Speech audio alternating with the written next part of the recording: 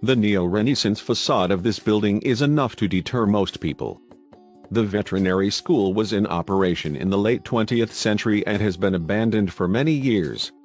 Once inside, the feeling is cold and desolate. Even though it has been abandoned for a long time, these explorers felt something inside with them. The rooms and the hallways are falling apart at a rapid rate. It's quite a creepy sight, but the real horrors lie beneath the floors. As they made their way closer to the bowels of the old school, a pungent smell started to pierce their noses. A smell like no other.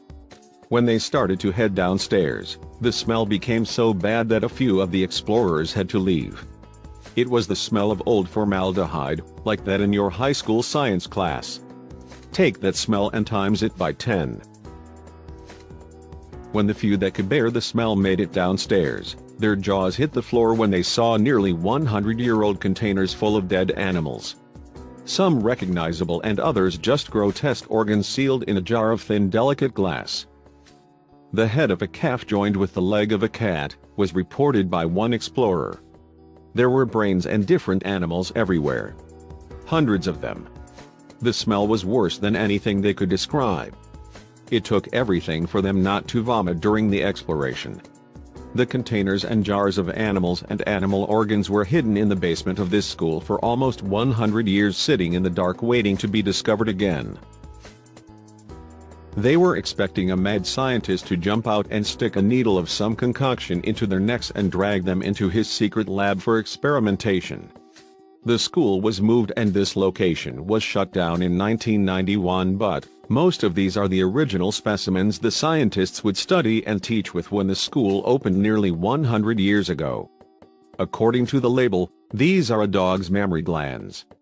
Whatever it is, it's the root of nightmares. You can see that a lot of the formaldehyde has either evaporated or leaked out. Formaldehyde is said to cause cancer and the smell is atrocious. Breathing in here would be near impossible. Not that you want. This place looks like a mad scientist's lab. There were literally hundreds of old jars full of the most random and terrifying things you can think of. Many had even broken open or leaked out, causing the most putrid smell you could imagine. Death, decay, and formaldehyde everywhere.